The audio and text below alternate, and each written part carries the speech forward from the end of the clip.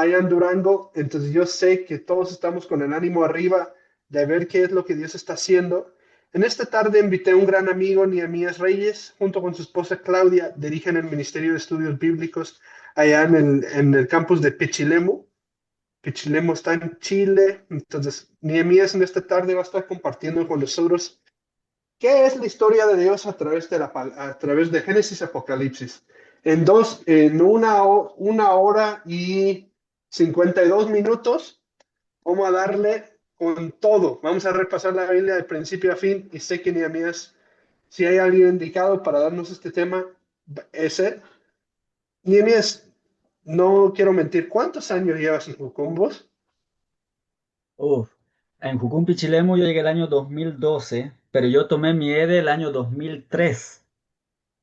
Estuve del 2003 a 2007 involucrado en Jucún Santa Cruz, Bolivia, Ay, ay, y ay. luego salí a trabajar con mi iglesia y un poco de, me deslicé, me fui un poco a Babilonia y de allá el Señor me trajo nuevamente y el 2012 llegué a Pichilemu a ser restaurado y finalmente Dios me llamó a quedarme acá y estamos desde el 2012. Yo qué Así que yo digo, la 2012. Gris no nacía hasta en 2003, ¿o sí, Gris? Gris, ¿naciste en qué año? Está apagado el mic. Ahora sí, en el 2000. Ah, no, pues sí.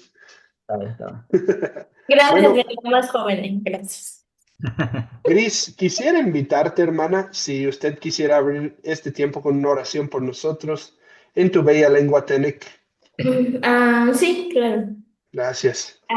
Pulipailam, nama liis nagkupahitan sa patan, nama el Espíritu Santo y es la batata ni no tu pija si es mantala abal que esto que ata akawintal ani que esto que es vai tu concha abal que koi huni ichi si hapid ani ok si hapid ani sutun si hapid abal que esto que ata ani que kagna akawintal que kagna asi show totale tu esop si Espíritu Santo kagnaman البطل أساسي نقطعها أني قطعها البطل وإبتشلتك أشي كون الآتي كون ذلك أغنى el Espíritu Santo.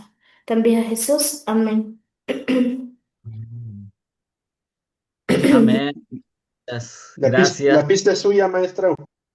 Muchas gracias, gracias Mitch por esta invitación. Cuando me habló hace algunas semanas atrás, no la pensé dos veces, solo tenía que mirar el calendario, que no choque con cosas, pero qué privilegio tengo de poder dirigirme a ustedes y tener este tiempo que vamos a tratar de ir rápido a los puntos más importantes, más relevantes. Este tema que vamos a ver hoy normalmente toma unas entre 7 y 10 horas para dar este panorámico, eh, panorama bíblico histórico redentor es el nombre de este tema, de este seminario, pero vamos a resumirlo y vamos a ir a las partes más importantes, más relevantes y vamos a tratar de hacerlo en el tiempo corto que tenemos. Así que, como dijo Mitch, mi nombre es Nehemías, yo soy de Bolivia, pero hace ya como 2012, 22, 14 años que estoy viviendo acá en Chile. Vine para tomar mi escuela de consejería y ahí Dios comenzó no solamente a restaurarme, sino a restaurar todo el llamado y todo lo que Él ya me había hablado antes. Tomé la escuela de estudios bíblicos el año 2013 junto a mi esposa, que en ese tiempo éramos solamente amigos. Y fue en la escuela de estudios bíblicos que después al final nos pusimos de novios y al año siguiente nos casamos y desde el 2014 servimos en la escuela de estudios bíblicos. Y es de verdad un placer, es un gozo, nos amamos la palabra y amamos ver la transformación de cada estudiante, de cada persona que se pone frente a la palabra y se expone a que la palabra haga transformación dentro de sí mismo y es impresionante lo que el Señor hace. Así que sin más preámbulo, vamos a lo que nos convoca y vamos a hablar en esta noche acerca de, para mí noche, pero en esta tarde, acerca de este panorama bíblico. Hay diferentes panoramas bíblicos, pero el que vamos a ver hoy es el panorama bíblico histórico redentor. ¿Ok? ¿Por qué histórico y por qué redentor? Vamos a tratar de ver la historia, si me permiten compartir, no sé si estoy como coanfitrión. Eh, Vamos a compartir pantalla acá. Si me pueden hacer, por favor, ahí envía la solicitud. Ahora sí. Tenemos acá el panorama bíblico histórico redentor. ¿Por qué histórico? Histórico porque... Wow, wow, se me vino hasta el final. Ahora sí. Voy a achicar esto para que puedan ver mejor todo.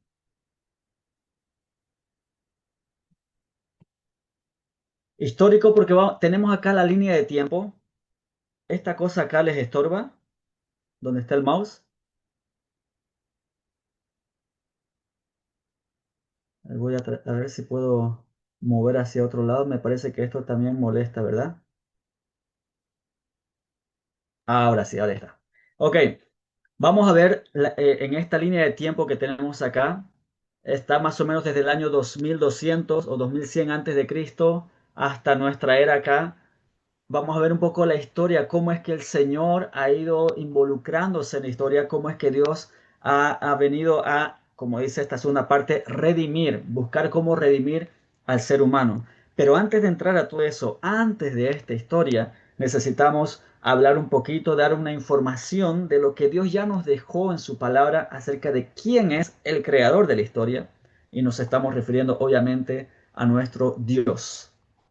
En el principio estaba Dios como creador de toda la historia y tenemos en la Biblia algunas características que Dios mismo habla de sí, de quién es Él, de cómo es Él, y vamos a mencionar solamente algunas de ellas, porque a lo largo de la Biblia vamos a conocer a Dios como un Dios justo, un Dios recto, un Dios gobernante, un Dios amoroso, un Dios que odia la maldad, muchas cosas, pero vamos a mencionar algunas de ellas para partir desde el principio. Él es el principio. En el principio, dice Génesis 1:1, en el principio Dios.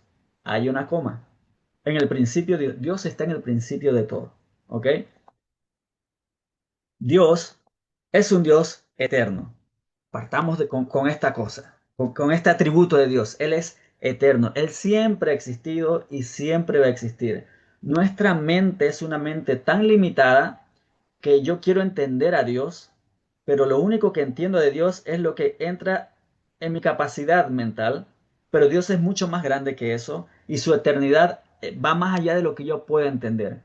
Dios siempre existió y siempre existirá. Él es eterno. Dios es un Dios omnipotente. La Biblia nos habla, nos dice que no hay nada imposible para Dios. Vemos en los evangelios cuando Jesús está con Marta y Marta se está quejando, dice Jesús, si hubiese venido antes mi hermano Lázaro no hubiese muerto. Y Jesús le dice, al que cree todo le es posible, no crees que para Dios no hay nada imposible. Tienes que creer porque para mí y para Dios no hay nada imposible, porque Él es omnipotente, tiene todo el poder, tiene todo el poder. La Biblia habla que él, con el poder de su boca Él creó todas las cosas. Vamos a hablar enseguida acerca de la creación. Es tanto el poder que nuestra mente, nuevamente, nuestra mente es tan limitada para poder entender cuán grande es el poder de Dios. Vemos muchas cosas poderosas de manera natural y percibimos muchas cosas de manera espiritual, pero aún así no podemos asimilar la omnipotencia de Dios, porque Él es todopoderoso, tiene todo el poder, no hay nada imposible para Él. ¿Qué más? Él es omnisciente, una palabra quizás un poco rebuscada, pero es la palabra que quizás mejor define a esto y es que Él todo lo sabe. Eh, Desde antes que la palabra esté en mi boca, Él ya lo sabe todo, dice el salmista. Jesús mismo dijo que nuestro Padre sabe las cosas que necesitamos aún antes de que las pidamos. Él sabe todas las cosas, no hay nada oculto delante de Él. Él ve todo, Él sabe todas las cosas, pero así como sabe todas las cosas también, Él está en todos lados. No hay lugar a donde yo pueda esconderme, dice el salmista. Si yo fuera lo más lejano para la izquierda, a la derecha, arriba, abajo, no importa dónde esté, no hay lugar donde Dios no esté. como Dios es omnipresente, es omnipotente, Dios es omnisciente, características, atributos de Dios que representan, que tratan de, en nuestra mente, tratar de entender un poco de cómo es Dios, es este Dios el cual se ha buscado revelarse al hombre. Pero también Él es santo y justo. Él es santo. ¿Sabes? En el pensamiento judío, cuando tú quieres realzar algo que es demasiado importante, utilizas 3 veces la misma palabra. Y en la Biblia nosotros encontramos muchas veces santo, santo, santo. Apocalipsis está lleno de esto, ¿no? Santo, santo, santo, Señor Dios Todopoderoso, quién es, quién era y quién ha de venir. Santo, santo. Él es santo, no hay pecado en él, él es justo, él hace las cosas de manera correcta, no hay injusticia ni pecado en él es santo, él es puro, la pureza, la esencia de lo más puro que puede existir, y aún la esencia de esa esencia, de esa esencia, de esa esencia, esa es la santidad de Dios. Él es santo y Él es justo. No hay injusticia ni pecado en Él. Estamos hablando de Dios, que está allá, el Padre, el Hijo, el Espíritu Santo, que vamos a hablar enseguida que Él es Dios Trino. Y dentro de esta deidad estamos mencionando estos atributos.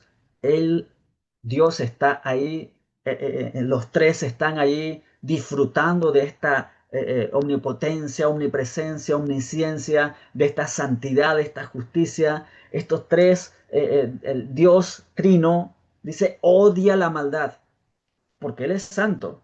No hay pecado ni hay injusticia, por lo tanto, Él odia la maldad. En su corazón no existe maldad, por lo tanto, Él no está de acuerdo, no promueve, no tolera el pecado, no tolera el pecado, odia la maldad. Dios es un Dios misericordioso. Si no, ¿por qué hubiese venido Jesús? Dios no nos da conforme a lo que nosotros merecemos. Merecemos la muerte, pero en su misericordia Él nos salvó. Por su misericordia nos amó. Por su misericordia. Él es misericordioso que da oportunidades. Dios es trino, es tres y es uno. Oh, perdón. Hay una perfecta armonía en esta Trinidad. Hay una perfecta comunión en esta Trinidad. Hay una perfecta comunicación en esta Trinidad.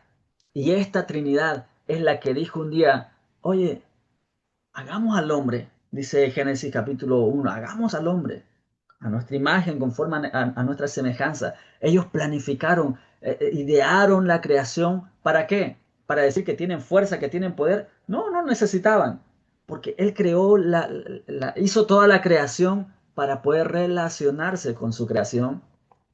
Y este Dios Trino es el que vino después para encontrarse con nosotros. Él no es una idea, Él es una persona. Hoy en día está muy de moda, ¿no? Todo esto que tiene que ver con una conexión astral. Pichilemu, donde nosotros estamos, es un lugar muy conocido por el surf. Viene gente de todo el mundo a surfear acá. Tiene olas grandes, no gigantes, pero olas grandes todo el año. No es temporada, sino todo el año. Hay un lugar bien cerquita de Pichilemu, está a unos 6 kilómetros, que se llama Punta de Lobos.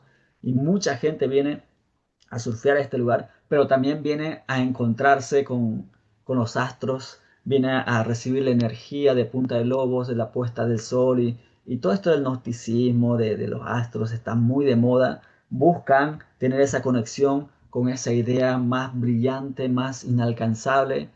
Eh, Tienen que encontrarse con Dios, porque Dios no es una idea, Dios es una persona. Y como una persona, Él se relaciona. Y como Él se relaciona, dijo Dios, hagamos al hombre, hagamos al hombre. Y es así que vemos en el libro de Génesis que en 6 días Dios hizo la creación. En el día 1 separó las luces de las tinieblas, día 2 separó las aguas del abismo, día 3 hizo la tierra que germine los vegetales, día 4 las lumbreras, las estrellas, día 5 los peces, las aves, día 6 hizo al hombre, los animales terrestres y al ser humano. en el sexto día, y el séptimo día Dios descansó. Qué impresionante. Mira, Dios pudo habernos hecho un hombre, un ser humano, un planeta. Tiene el poder, ¿verdad? Hizo tantas lumbreras, tantos planetas en otros lugares. ¿Por qué no nos puso a uno, cada uno en diferentes planetas, así nos dejamos de pelear?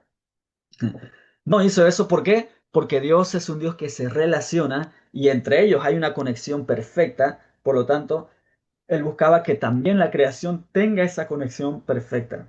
La idea siempre fue eso. Dios creó todo perfecto.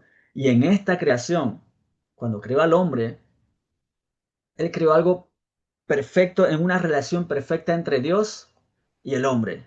Ahí está. Cuando tengo más barba, yo celebrando. Hay una relación perfecta en la creación. Dios y el hombre. Una relación perfecta entre el hombre y el hombre, el otro ser humano. Pero también una relación perfecta entre el ser humano y la creación. Había una perfección en todo esto. Esto es lo que Dios diseñó. Este es el plan original de Dios con la creación. Y en el plan de Dios estaba que los hombres, los seres humanos sí, se procrearan y todo lo demás, pero en esta relación perfecta. Y a esto nosotros llamamos, algo importante, que nos diferencia de la demás creación, es que al ser humano, al hombre, a la mujer, Dios nos dio el pensamiento, la habilidad de pensar, de razonar. No, los animales no razonan, ellos se mueven por instinto, pero los seres humanos, el hombre, la mujer, razona, piensa, analiza, calcula, todo eso en nuestra mente. Nos diferencia eso de los demás seres vivos, como las plantas, los animales, ¿verdad? Pero también nos dio emociones. No sé si alguno de ustedes vio esta película intensamente, me encanta cómo refleja las emociones, distintas emociones. Un día estamos felices, otro día contentos, otro día ansiosos, otro día muy pensativos. Esa capacidad Dios dio al ser humano, nos dio a nosotros. Dice la Biblia, me llama la atención, dice, Dios nos hizo a su imagen y semejanza. Y Dios es un Dios que se alegra, se regocija, pero también es un Dios que se enoja, que se aira, es un Dios que se entristece. ¿Te das cuenta? Reflejamos a Dios, reflejamos las emociones que Dios tiene, también puso en nosotros los seres humanos. Pero también nos dio la capacidad de co-crear, la capacidad de crear cosas. Estoy ahora en una silla de escritorio que llamamos, que eso no fue no sé, mágicamente apareció. No, el hombre creó. No, fueron una máquina. Bueno, pero ¿quién creó la máquina? Dios dio la capacidad al hombre de crear cosas. Los seres, no sé, los animalitos, bueno, el hornero hace el hornerito, pero más que eso, no. El hombre está constantemente recreando cosas nuevas y más cosas nuevas, innovando tecnología y todo eso, Dios dio esa capacidad al hombre para poder hacerlo.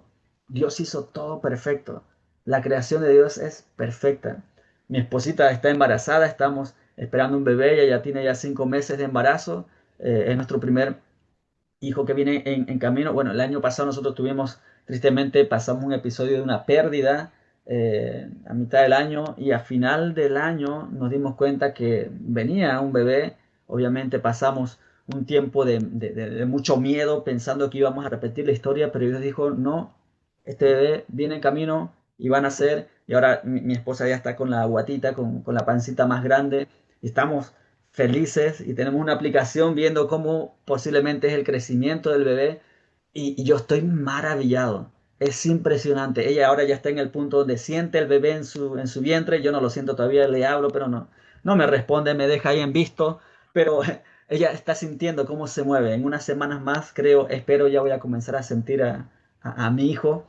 Y yo estoy maravillado cómo se está gestando el bebé en su vientre. Y cuando lloro por mi esposa, siempre digo, Señor, gracias porque mi esposa junto a ti, mi esposa está co-creando contigo ese bebé que está en el vientre. ¿Cómo sucede eso? Es solo un milagro. Herencia de Jehová son los hijos. Él decide cuándo vienen los hijos. Él es quien crea mi embrión vieron tus ojos, dijo el salmista, y fueron entretejidos ahí en la oscuridad. No hubo nada que faltase, no hubo nada que faltase.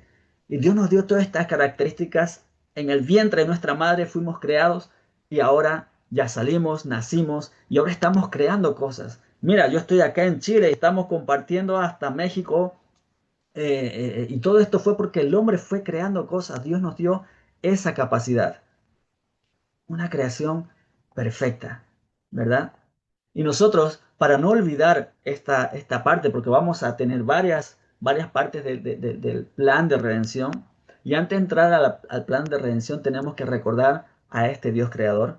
Y yo quiero pedirles, acá sí quiero verles acá, eh, vamos a hacer una mímica, ¿ok?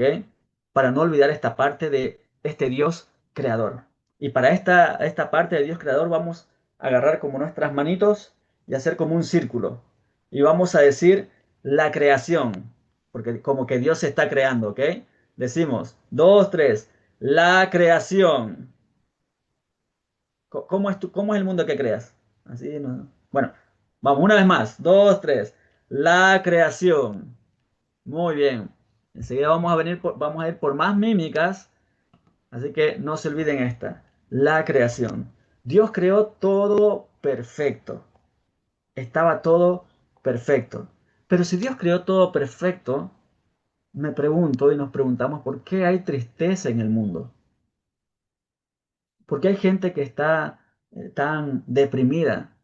Y ahora, después de la pandemia, en la pandemia se disparó la depresión, la ansiedad. ¿Por qué en el mundo hay enfermedades? Hay hambre. ¿Por qué hay hambre en el mundo? ¿Por qué hay guerras? Estamos ahora escuchando mucho, ¿no?, lo que está pasando allá en Medio Oriente. ¿Por qué hay soledad? ¿Por qué hay enfermedades? Si Dios creó todo perfecto, ¿por qué estamos con estas cosas hoy en día? ¿Qué es lo que pasó? Pues algo sucedió en el principio.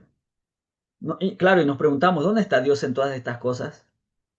¿Que no era que Dios creó todo perfecto? Sí, Dios creó todo perfecto, pero pasó algo.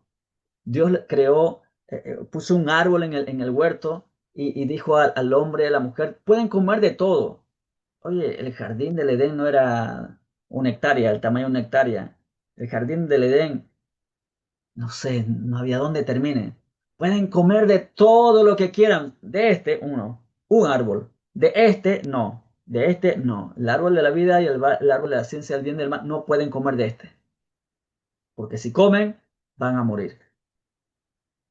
Y ahí apareció el enemigo, apareció el diablo, el astuto, la serpiente antigua, Satanás, y engañó al hombre, a la mujer, y le dijo, con que Dios dijo que no pueden comer. No, lo que Dios quería decir, y comenzó a tergiversar la verdad. Eh, y ahí es donde el ser humano hace lo que no debía hacer. Desobedece una orden directa de Dios. No coman. ¿Y qué hicieron? Comieron. Y por haber comido de ese fruto prohibido, el pecado, por la desobediencia entró el pecado en la humanidad. Y la desobediencia trajo consecuencias que hasta el día de hoy nosotros estamos cargando.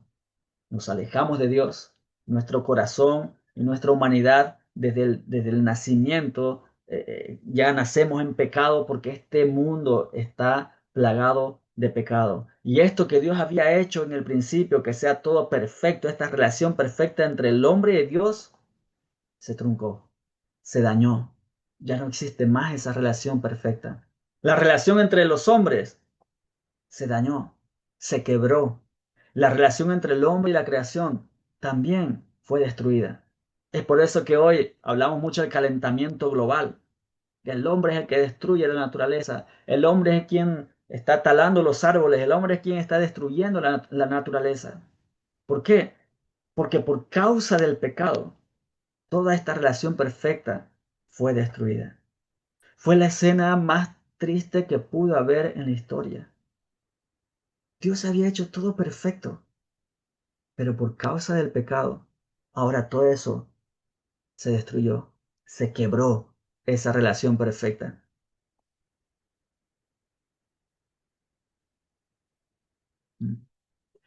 Y me gustaría que podamos, para no olvidar esta parte, esta escena muy triste, eh, voy a volver un poquito, vamos a hacer una mímica acá, y es cuando el hombre desobedeció a Dios, llamamos a este paso la caída del ser humano.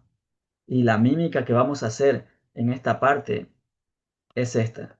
Hacemos como que nos caímos para atrás, ¿ok? Y decimos la caída. Hacemos como que nos estamos cayendo, la caída. Entonces la primera es la creación, la segunda es la caída, ¿ok? Imagínate cómo quedó el corazón de Dios, cómo estuvo Dios, cómo estuvo el corazón de Dios al ver que el hombre cree todo, hice todo perfecto para él, para ella, hice que todo estuviese en su lugar, pero me dieron la espalda. Les dije que no hicieran, que no comieran de ese fruto y comieron. ¿Por qué hicieron eso?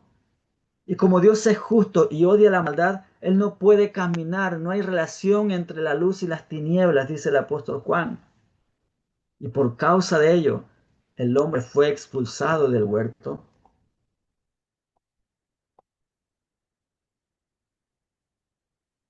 Pero Dios dijo, espérate, antes de ser expulsado, esto no va a terminar así, esto no va a quedar así.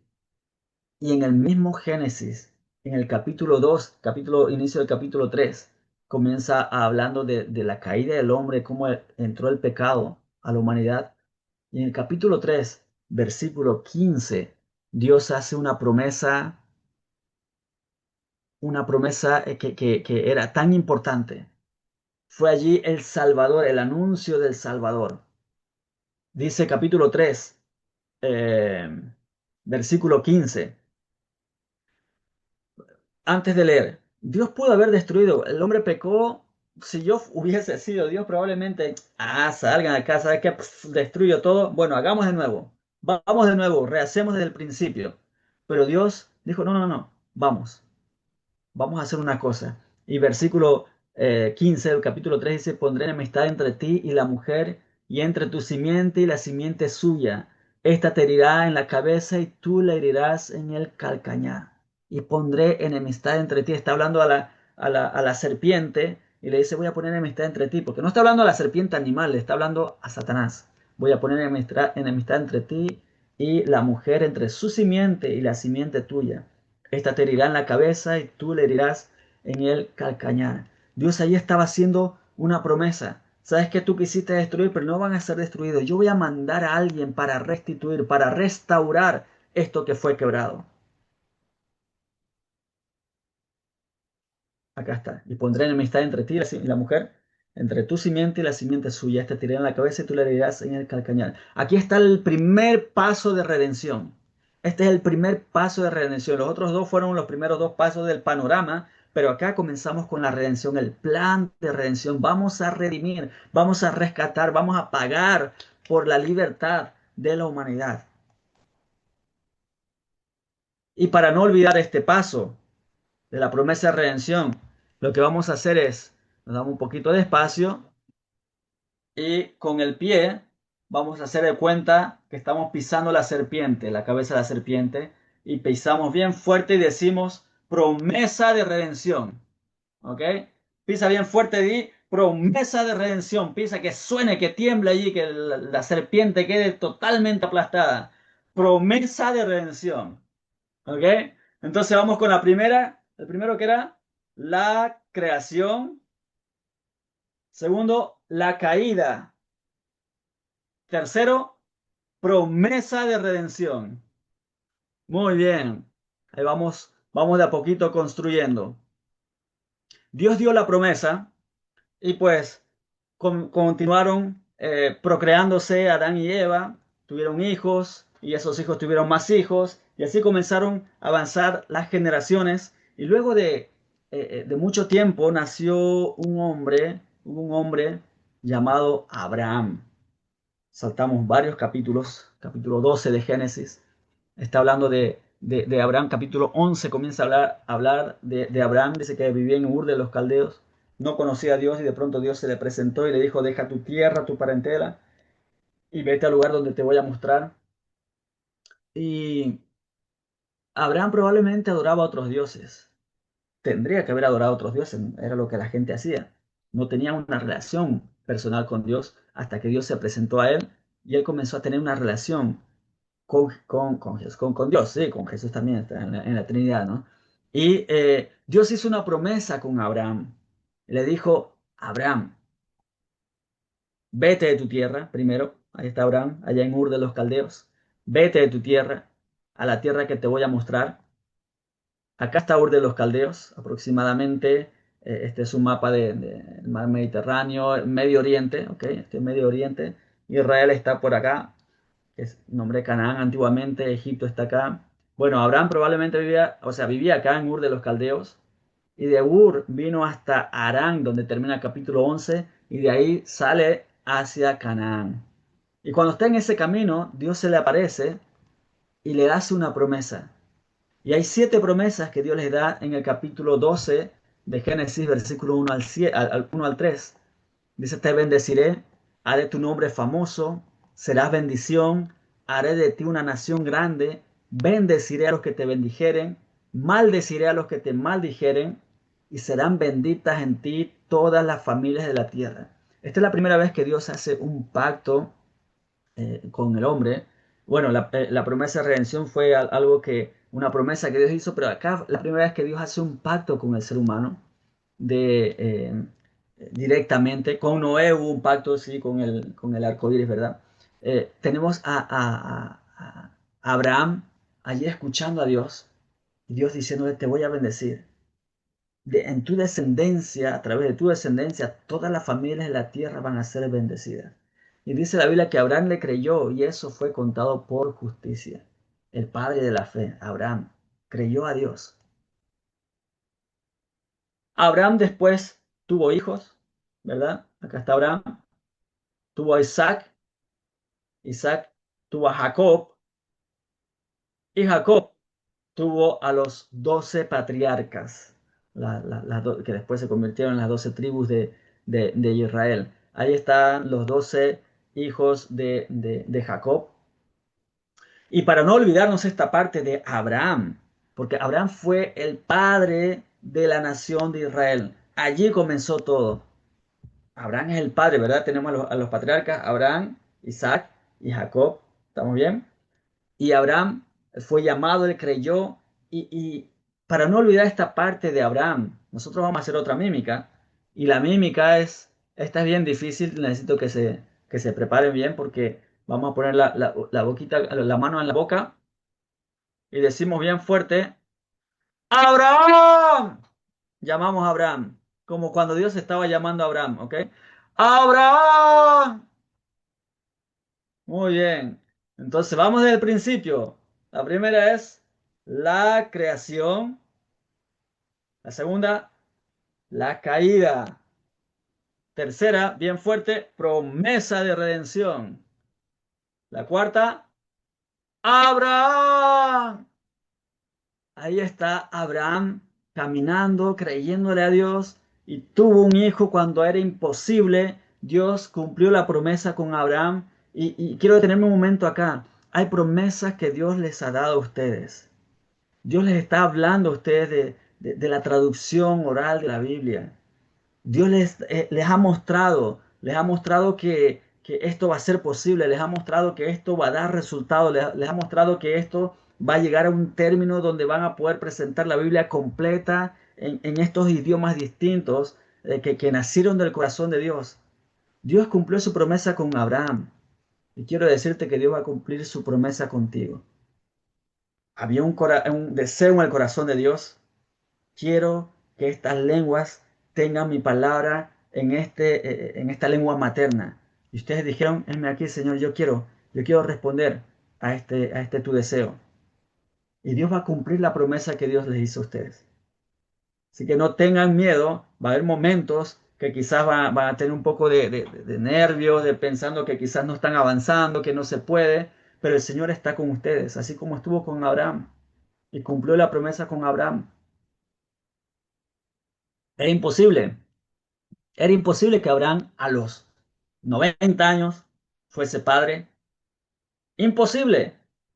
Pero Abraham tuvo que hacer algo, ¿no? Tuvo que hacer de su parte, creerle a Dios y poner también su parte. Así que, eh, bien, alguien no puede gritar. Ok, perfecto. Cualquier cosa le dice, no, es que Dios está llamando a Abraham. Y ya. Eh, ahora, Dios cumplió la promesa con Abraham y continuó. Es importante lo que Dios hizo con Abraham. Es tan importante porque con Abraham Dios le dijo, voy a levantar una nación de ti. Voy a levantar una nación de ti. Y esta nación va a bendecir a todas las naciones.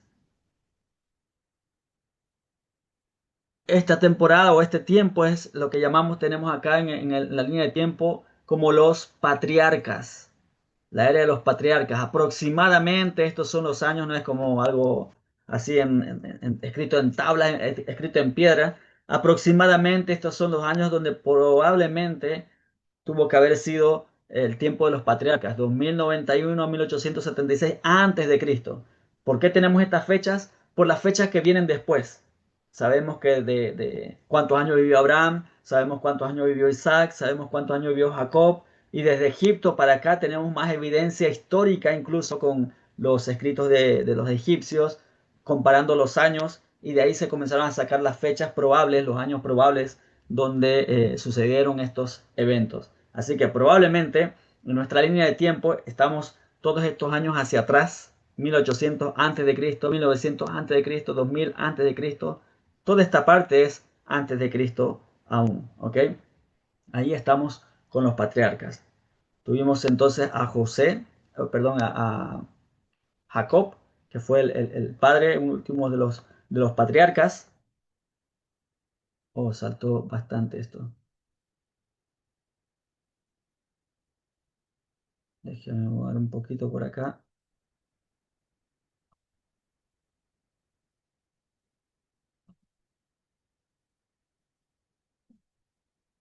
Allá.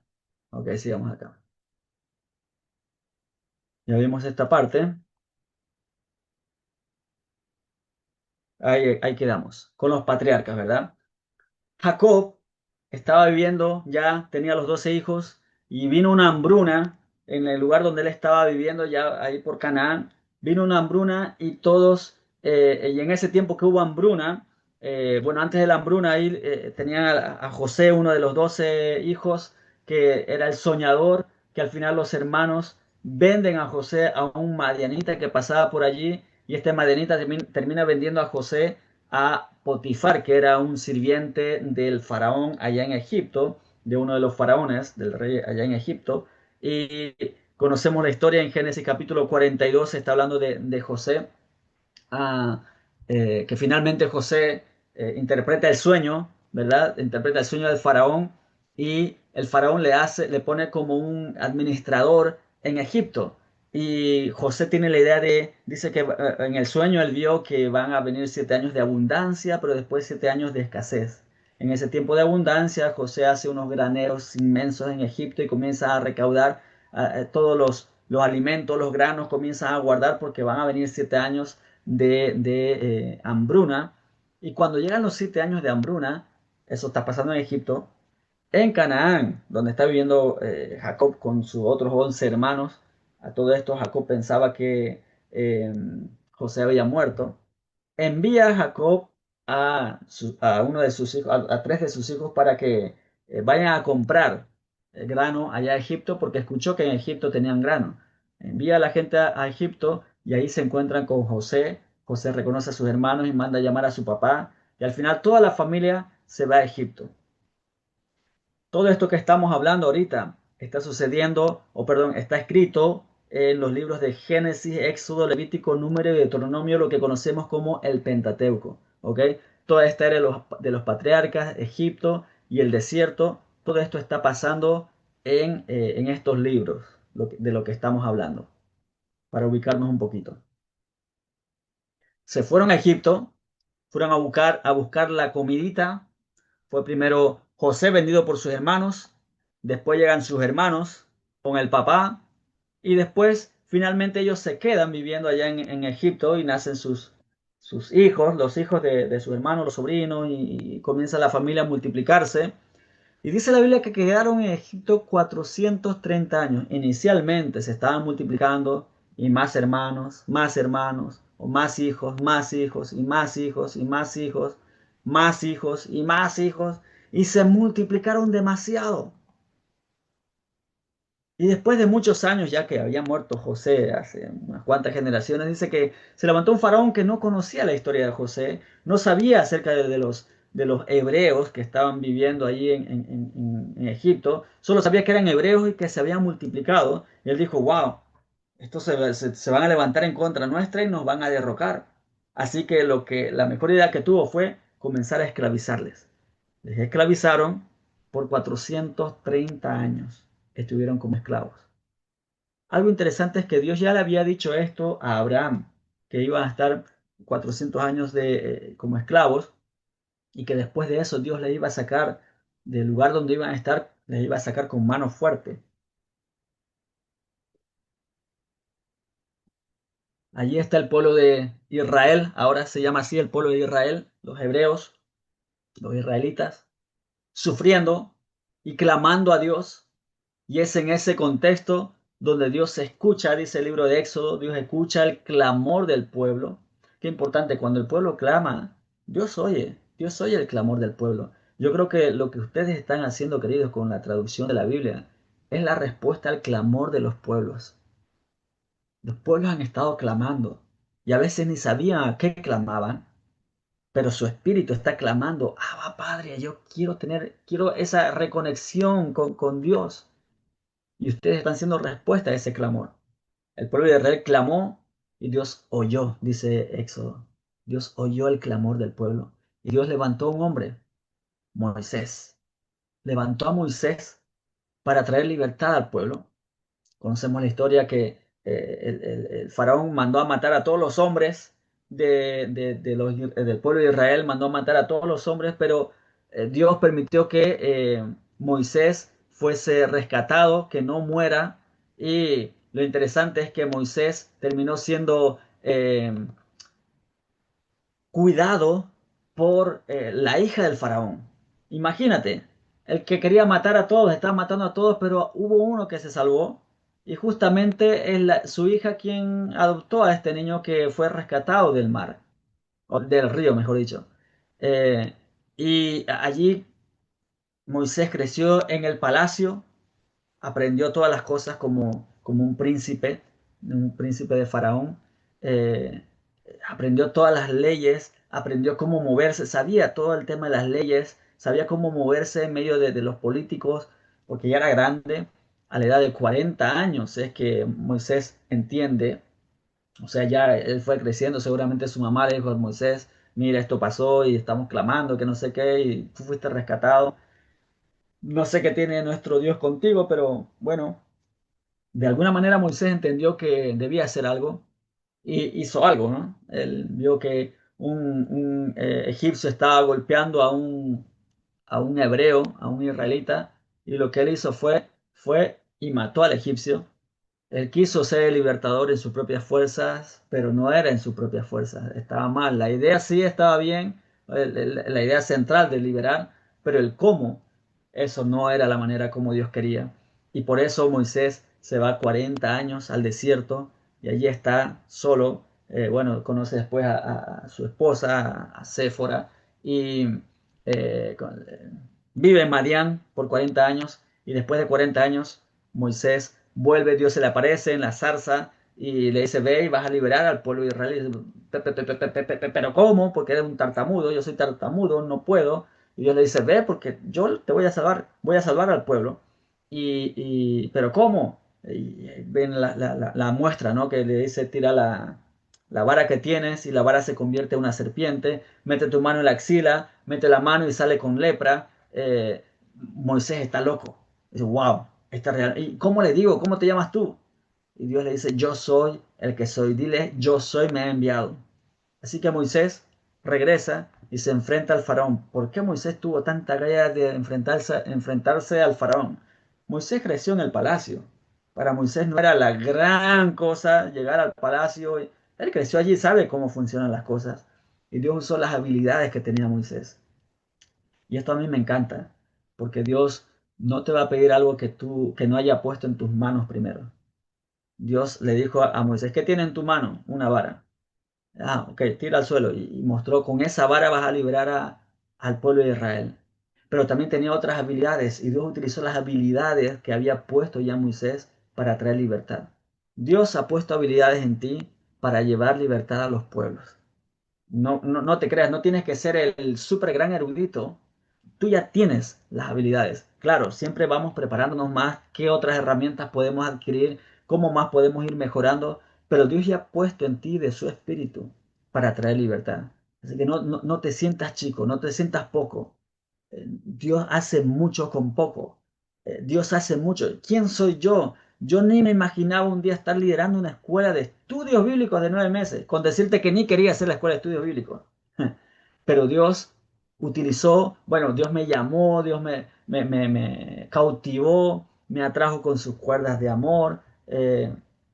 Finalmente hice la escuela de estudios bíblicos y después me enamoré de la palabra, me enamoré de la enseñanza, no sabía que yo podría enseñar, me enamoré de todas estas cosas, me apasiona lo que hago, porque yo no sabía que Dios ya había puesto de su espíritu para hacer esto, hasta que di la oportunidad a Dios de decir, ok, Señor, vamos, quiero hacer lo que tú me estás llamando, no sé cómo va a ser, no sé cómo va a funcionar, pero vamos, y Dios comienza a moverse y a usar las habilidades que Él ya ha puesto en ti. Y te comienza a añadir más dones y más dones y más dones. Y con esos dones, obviamente, vienen las responsabilidades también.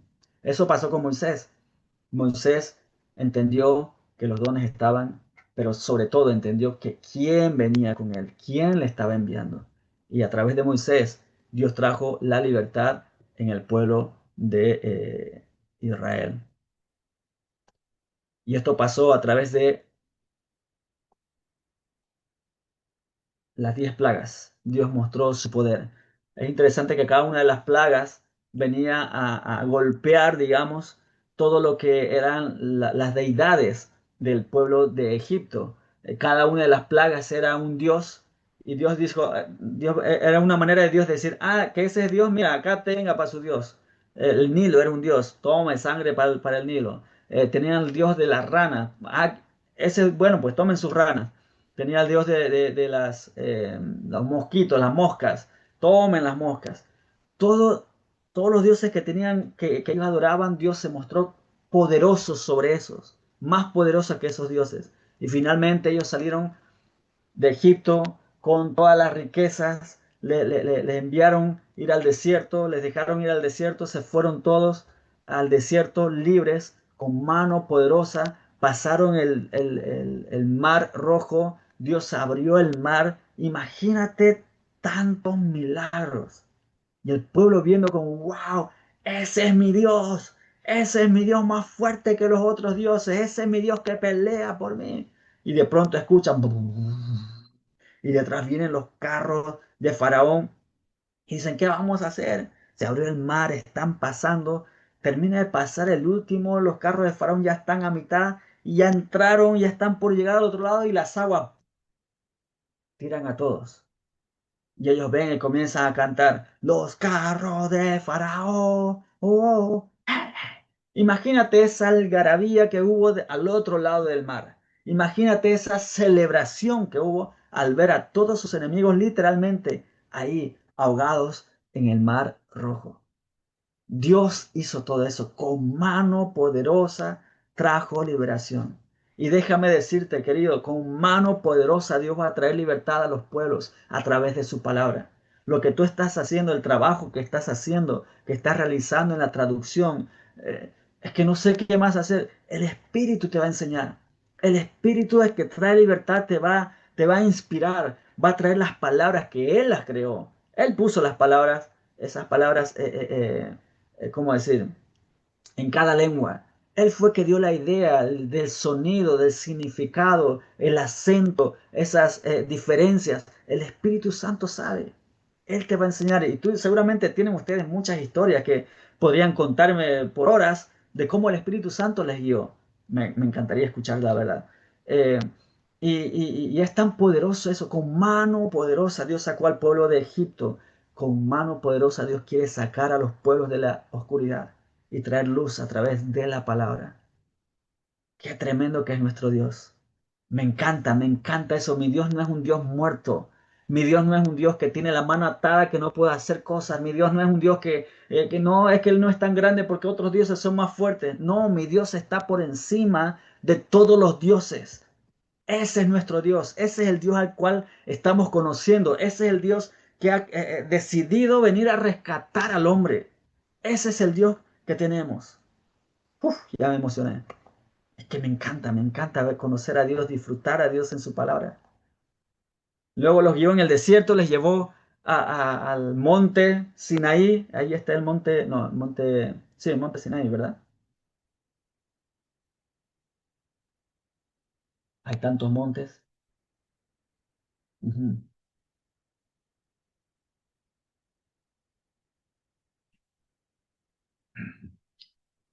Y de ahí en el monte, Dios da las leyes al pueblo. Piensa en lo siguiente. Eh, Mitch, te fuiste a México. Tú eres canadiense, ¿verdad? Sí, amigo, así es. Ok. Ahora tú tienes un acento muy mexicano. Tus hijos seguramente también puede que hablen inglés, pero los hijos de tus hijos imagínate, Dios le llama y se vas a China. Y allá tus hijos se casan con asiáticos, con chinos, y sus hijos se casan con chinos, y los hijos de los hijos se casan con chinos, y dentro de 4 o 5 generaciones, solamente 5 generaciones, todos son chinos, porque viven allá, se casaron con gente allá. El pueblo de Israel 430 años en Egipto. Se casaron entre israelitas, entre hebreos, claro, pero están en una cultura egipcia. Están en una cultura, en un pensamiento egipcio. Están esclavizados. Hay una manera de pensar que tienen que estar sometidos a esa manera de pensar. Y por lo tanto, 430 años como esclavos tienen la mente de esclavos. Ahora son libres físicamente, pero la mente sigue esclava. Y es interesante porque allí es donde Dios le lleva al monte para decir estas son las leyes. Son 613 leyes en total. Y ¿por qué les da las leyes? Porque Dios les está diciendo, ustedes son mi pueblo, yo quiero que yo ser su Dios y ustedes van a ser mi pueblo y estos son como los estatutos de mi pueblo. Yo quiero que mi pueblo sea ejemplo para todos los pueblos. Yo quiero que los demás pueblos vean que este pueblo tiene un Dios que no solamente que es fuerte, sino que es un Dios santo, que es justo, que es generoso. Y todo lo que el pueblo de Israel estaba haciendo o Dios les estaba llamando a hacer estaba escrito en el libro de la ley. Y allí con el libro de la ley, Dios estableció 3 elementos en esa ley, que son el tabernáculo, lugar de adoración, para tener esa relación. Yo voy a habitar en medio de ustedes, dice en el libro de Éxodo, Levítico, perdón. Voy a habitar en medio de ustedes y seré su Dios. Dios estableció el sistema sacrificial. Por causa del pecado, el pecado conlleva muerte, pero tienes que matar un animalito para que tu pecado pase al animal y tú eres redimido. Tú ya no tienes más pecado porque tu pecado pasó al animal que fue sacrificado. ¿Y quién debía hacer eso? Los sacerdotes, que eran los representantes de Dios en la tierra. Estaban los sacerdotes, el sistema sacrificial y el tabernáculo, lugar de adoración y de comunión con Dios. Dios estableció esto. El hombre debía hacer en este pacto que Dios había establecido en el pacto de la ley, había una parte de Dios y una parte del hombre. En la parte de Dios, Dios se comprometía a perdonar en las leyes que Dios hizo. Se comprometía en perdonar, se comprometía en bendecir, y el hombre, qué iba a pasar? ¿Cuál era la parte del hombre? ¿Qué debía hacer el hombre? Ya que era un pacto, tenía 2 partes. La parte de Dios era perdonar y bendecir, y la parte del hombre era obedecer las leyes de Dios y ofrecer sacrificios. Eso tenía que hacer el hombre, nada más, obedecer 613 leyes, nada más, y ofrecer sacrificios si es que no cumpliste la ley. ¿Crees que el hombre logró? No logró jamás. Nunca pudo hacer eso. Por eso estaban siempre ofreciendo sacrificios. ¿Por qué Dios hizo eso si él sabía que el hombre no iba a ser capaz de obedecer? Era para mostrar la necesidad. Oye, yo no puedo. No puedo en mis propias fuerzas mantener una conexión pura y santa con Dios. No hay manera. Y Dios permitió la ley para que el hombre supiera y se diera cuenta que necesito algo mayor, que más adelante llegaría. Dios también estableció las bendiciones y maldiciones del pacto. En las bendiciones por obedecer tenían la salud, prosperidad, victoria sobre sus enemigos y posesión de la tierra prometida. Y también había maldiciones si es que desobedecían, que era enfermedad, pobreza, todo lo opuesto, ¿no? Derrota por sus enemigos y la pérdida de la tierra prometida. Estaba clarito lo que debían hacer, lo que no debían hacer, lo que iba a pasar si obedecían y lo que iba a suceder si es que desobedecían. Y el pueblo estuvo allá haciendo las cosas que no debían hacer. Allí fue que Dios estableció el tiempo de la ley. Y acá llegamos a una nueva mímica. Y la mímica para esta parte es así. Ponemos como las dos manos al centro nuestro, ¿ok? Como las tablas de la ley. Y vamos hacia adelante y decimos la ley, ¿ok? La ley. Muy bien, la ley. Vamos desde el principio. El primero era la creación, la caída. Tercero, promesa de redención. Abraham y la ley. Muy bien. Vamos a ir recordando uno por uno. Dios estableció la ley y el pueblo debía caminar en la ley. Salió una generación de Egipto, pero esa generación no llegó a la tierra prometida, ni siquiera Moisés, solamente Josué y Caleb fueron los que llegaron a la tierra prometida. 40 años en el desierto, y en esos 40 años pues dieron a luz ahí en el desierto, y hubo una nueva generación que creció o que nació en el desierto, y fue esa generación que ingresó junto con Josué y Caleb, ingresaron a la tierra prometida. Cuando hablamos de la época de los jueces, bueno, Josué, jueces, Ruth fue en este tiempo. Josué podemos poner justo acá cuando salen de la tierra, salen del desierto e ingresan a la tierra prometida. Luego jueces y Ruth están en esta época de los jueces que fue escrito. Dios dijo que debían echar a todos los heveos, los hititas, los jerjeseos, los filisteos, los amorreos debían echar de ese lugar porque la maldad de ellos había subido hasta los cielos, que eran terriblemente paganos, ofrecían a sus hijos en sacrificio, muchas cosas que eran horribles, que eran abominables. Y dijo, erradiquen todo, quemen todo, maten todo, no dejen nada con vida. Y eso se convirtió de toda esa tierra pagana en la tierra de Israel. Se estableció, después de 7 años de conquista, se establecieron allí en esta zona, en la tierra prometida. Las 12 tribus de Israel. Bueno, 11, ahí tenemos 11 tribus, porque la 12 sería Leví, ¿verdad? La tribu de Leví, que ellos eran los sacerdotes y los levitas que estaban en cada lugar que tenían lugares para vivir. En este tiempo de los jueces, hablamos de algo que se llama el ciclo de pecado. Duró 350 años de historia más o menos. ¿En qué consistía este ciclo de pecado? Este ciclo de pecado dice que murió Josué y la generación de Josué y se levantó una generación, de ese libro de jueces, una generación que no conocía a Dios de sus padres ni las cosas que ese Dios había hecho por sus padres. Entonces, porque los padres no contaron a los hijos de la manera que ellos se les quede grabado, ellos perdieron de vista quién es el Dios quién es el Dios que rescató a sus padres. Así que tenían idea, pero no experimentaban, no había una relación con Dios. Así que ellos pecaron. Jueces capítulo 3, versículo 2 es un ejemplo de este ciclo.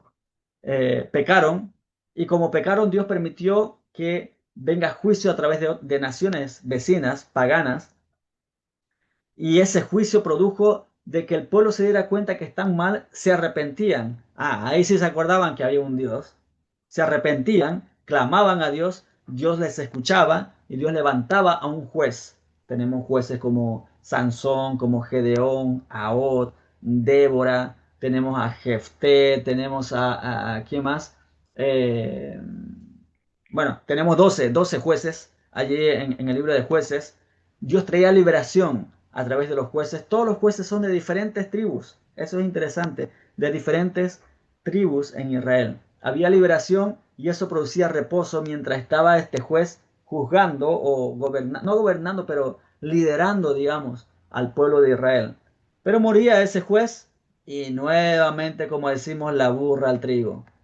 En el libro de jueces vemos 7 ciclos de pecado.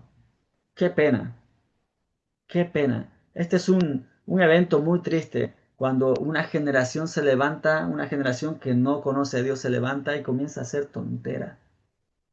No permitamos que esta generación nueva se levante sin conocer a Dios. Y es por eso que lo que ustedes están haciendo, no permitiendo que la lengua muera y que las nuevas generaciones tengan acceso a la palabra de Dios, tengan acceso a la relación con Dios a través de su palabra, eso es clave. Vamos a salvar la siguiente generación. Al final de ese tiempo, el último juez fue Samuel, y profeta, también el primero de los profetas como oficio de profeta. Samuel estaba juzgando y llegó un momento en que el pueblo dijo, oye Samuel, ¿sabes qué? Tus hijos no están siguiendo a Dios, a tu Dios, al Dios de tus padres, y las naciones vecinas tienen sus reyes. Nosotros no tenemos rey. Queremos un rey, danos un rey. Queremos un rey, queremos un rey. El pueblo, sí, queremos un rey. Porque todos tienen, nosotros no tenemos, queremos ser como las otras naciones, danos un rey. Y dice la Biblia que Samuel se enojó, Samuel se entristeció y fue a hablar con Dios, a buscar a Dios. Al final de la época de los jueces nació Samuel. Tenemos la historia de Samuel en los primeros capítulos de Samuel, del primer libro de Samuel. Y Samuel habla con Dios y Dios le dice, Samuel, tranquilo, no te están desechando a ti, sino a mí me están desechando. Qué escena tan triste. Hasta ese momento era Dios quien gobernaba. Era Dios, había una teocracia. Dios era quien gobernaba. Cuando ellos se acercaban a Dios, Dios les daba la victoria, Dios les decía lo que debían hacer, Dios les proveía, Dios les protegía. Pero llegó un momento en que ellos dijeron, no, yo quiero ser como las otras naciones, yo no quiero que Dios sea mi gobernante, yo quiero un gobernante humano, quiero verlo, quiero a mi manera. Y eso fue tan triste. Dieron la espalda a Dios y Dios dijo, ok, está bien. ¿Y sabes qué es lo loco de esto? Lo loco de esto es que en Deuteronomio, allá atrás en el Pentateuco, cuando Dios estableció la ley, ya estableció y dijo, cuando pidan un rey, Dios sabía lo que iba a pasar. ¿Se acuerdan que Dios es omnisciente, que todo lo sabe? Dios sabía que muchos años después el pueblo iba a pedir un rey. Y dice, cuando pidan un rey, estas son las características que debe tener un rey, que debe cumplir, cosas que no debe hacer. Bueno, pidieron un rey y Dios permitió que Saúl fuese el primer rey. Y luego de Saúl tenemos a David y después de David tenemos a Salomón. Y a esta época, a esta era, llamamos la era o la época de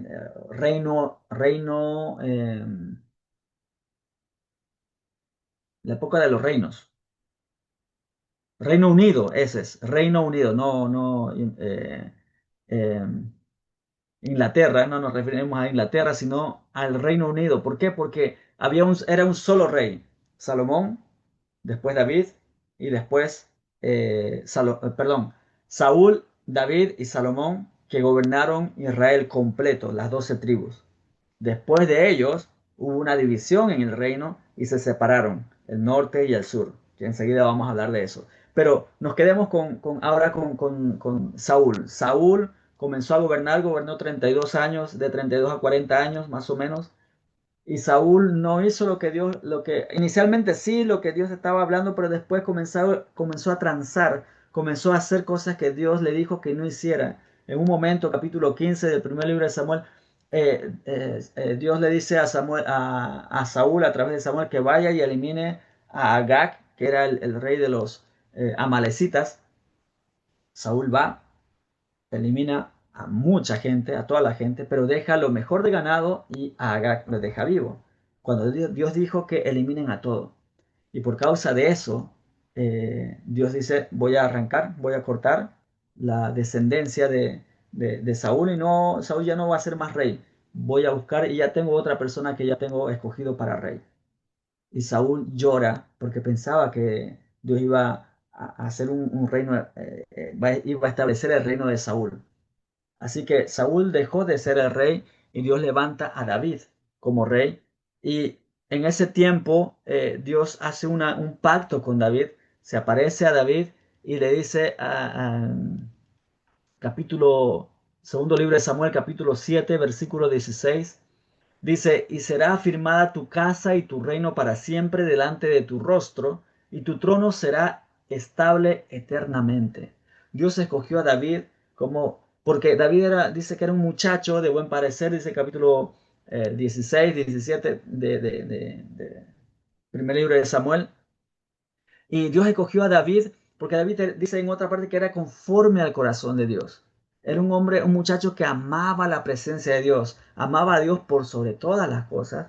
Y Dios se complació en escoger a David e hizo que el reino de David sea el reino más poderoso, en el sentido de no hubo mejor rey en Israel en toda su historia hasta ahora, no hubo mejor rey que David. Salomón fue el rey más sabio y no hubo mayor riqueza que con Salomón, pero el mejor rey que tuvo Israel fue David. Y Dios hizo pacto con David y dijo que de tu descendencia voy a levantar a alguien que va a tener un reino que nunca va a ser destruido. Y a eso nosotros llamamos y conocemos como el pacto davídico. ¿Ok? Ahí tenemos a David siendo ungido como el rey de Israel, un reino que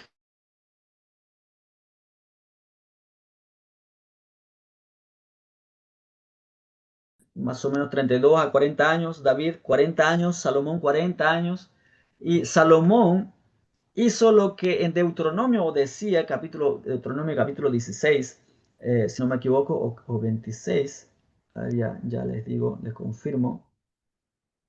Deuteronomio capítulo 17, versículo 17, Dios ya había dicho lo que no debía hacer un rey, y Salomón fue como un checklist poniendo, esto no debo hacer, hagamos esto, no debo hacer, hagamos esto.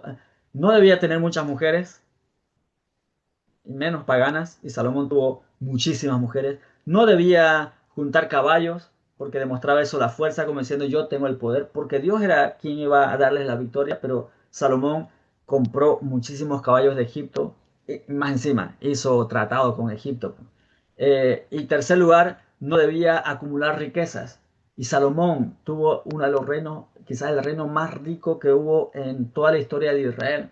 Acumuló tanto oro que dice que el oro parecía plata y la plata parecía bronce, como que no tenía mucho valor porque era tanto lo que tenían. Todo lo que Dios dijo que un reino debía hacer, Salomón lo hizo.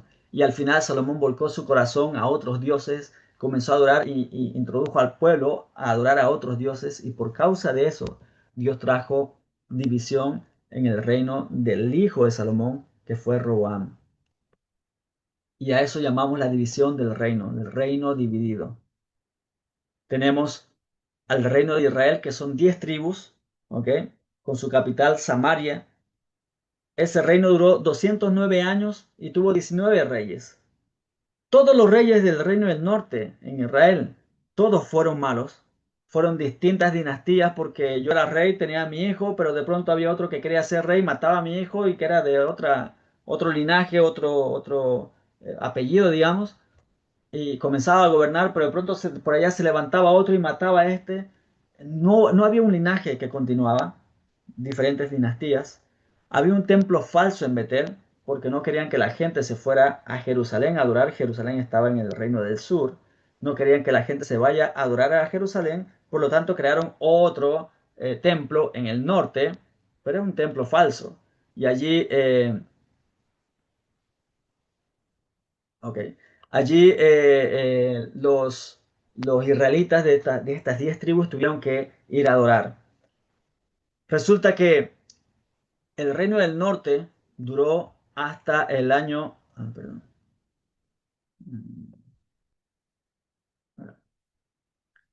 hasta el año 722 a.C.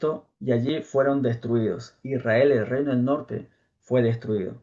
Luego tenemos al reino del sur, que es llamado Judá. Tú vas a ver en el libro de Reyes, hablando a veces de Israel y a veces de Judá, o a veces hablando del reino del norte o reino del sur. Cualquiera de los dos se refieren a esto. Reino del norte se refiere al reino del norte o Israel, y el reino del sur se refiere a Judá. ¿Ok? Dos tribus que eran la tribu de Judá, la tribu de Benjamín, la capital es Jerusalén. Tuvo 20 reyes y una reina. Duró 345 años, mucho más que el reino del norte. Tuvieron reyes buenos y reyes malos, pero algo interesante, todos fueron del linaje de David, porque Dios había prometido a David que de su linaje vendría el Salvador, vendría un rey que su reino nunca iba a ser destruido. Tenían el templo en Jerusalén, el templo, digamos, el real, donde Dios estaba morando, y se fueron al exilio en el año 686. A ver, bueno, no sería acá. En el 686 se fueron al exilio. A esta parte de la historia nosotros conocemos como reino eterno. Dentro de nuestro panorama bíblico conocemos como reino eterno. Así que lo que vamos a hacer es,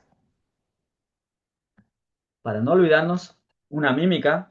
En esta parte del reino vamos a agarrar como una corona. ¿Ok? Agarra una corona del tamaño de tu cabeza y ponte la corona. Ujú. Y decimos reino eterno. Y te pones la corona. Reino eterno. Entonces vamos al principio. La creación. Segundo, la caída. Tercero, promesa de redención. Cuarto, Abraham. Quinto, la ley. Sexto, reino eterno. Muy bien. Ahora sí, continuamos y vamos a llegar a una parte que es muy importante y muy extensa también, quizás la mayor parte del Antiguo Testamento. ¿Qué es lo que pasó en este tiempo del reino eterno? O el tema del Reino Unido. Tuvimos libros que se escribieron, libros, por ejemplo, el primer y segundo libro de Samuel, primer y segundo libro de Reyes, ocurrieron en este tiempo.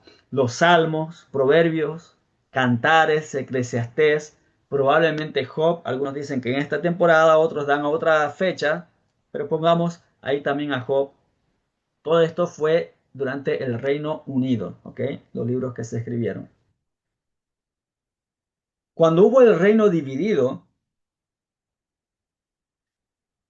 acá tenemos a Israel, hemos separado a Israel de Judá, el norte de Israel. Ellos desde el 930 estuvieron hasta el 722. ¿Por qué? Porque ellos hacían lo malo delante de los ojos de Dios y Dios levantó a profetas para llamar la atención al pueblo de Israel y decirles vuelvan a la ley de Dios, vuelva a la ley de Dios, vuelvan al pacto. Pero ningún rey no estaba ni ahí, no quería. Y en Judá también Dios levantó profetas. Parece que en Judá escucharon un poquito más. Por ejemplo, tenemos en Israel algunos profetas como Elías, Eliseo, Amós, Oseas. Fueron profetas que profetizaron al reino del norte. ¿Ok? Y en el sur tenemos profetas como Joel, Miqueas, Isaías, Sofonías, Jeremías, Habacuc, profetas que profetizaron al reino del sur, a Judá. ¿Qué pasó con Israel? Israel hizo lo malo ante los ojos de Dios y en el año 722 a.C. Dios dijo, no más, se acabó, viene el juicio y fue Israel. Dios levantó Importante, en esta temporada de tanto reyes de Israel, del norte y del sur, se escribieron estos libros proféticos. Dios levantó profetas y se escribieron estos libros proféticos. Joel, Jonás, Amós, Oseas, Miqueas, Isaías, Nahum, Sofonías, Habacuc, Jeremías y Lamentaciones. Fueron los libros que se escribieron en esta época del reino dividido, ¿ok? Ya sea el profeta para el norte o profecía para el sur.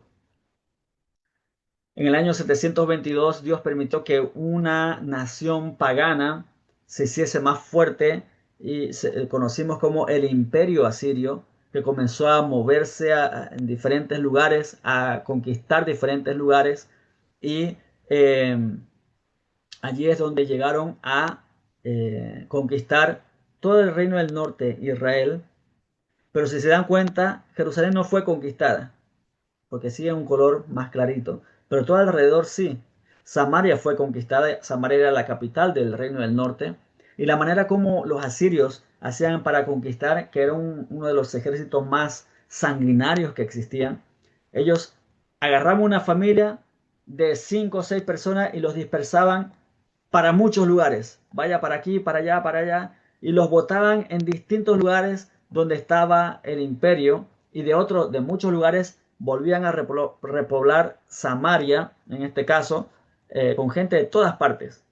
Y de Samaria tiraban a todas partes. ¿Para qué? Para que perdieran su identidad como nación, perdieran su identidad como religión de seguir a Dios. Bueno, ya no seguían a Dios, pero igual era para eso. Y que nunca más volvieran a ser un pueblo.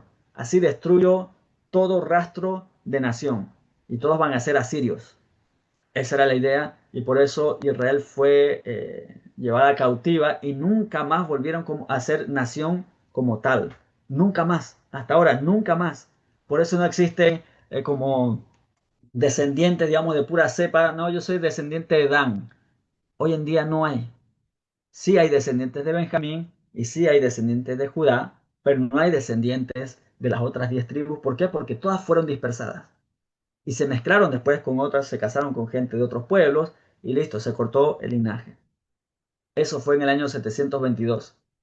Y en el año 586 duró un poquito más Judá, obedeció un poquito más. Dios levantó al final a Jeremías, que el profeta, el penúltimo que tenemos acá, levantó a Jeremías a decir, gente, ustedes ya no hicieron más caso, así que Dios está diciendo que se van a ir cautivos, pero va a ser por 70 años y después de 70 años van a volver. Así que cuando vayan al cautiverio en Babilonia, edifiquen casa allá, vivan allá, sean felices allá, multiplíquese allá, porque después de 70 años van a volver a Jerusalén. Fácil, simple.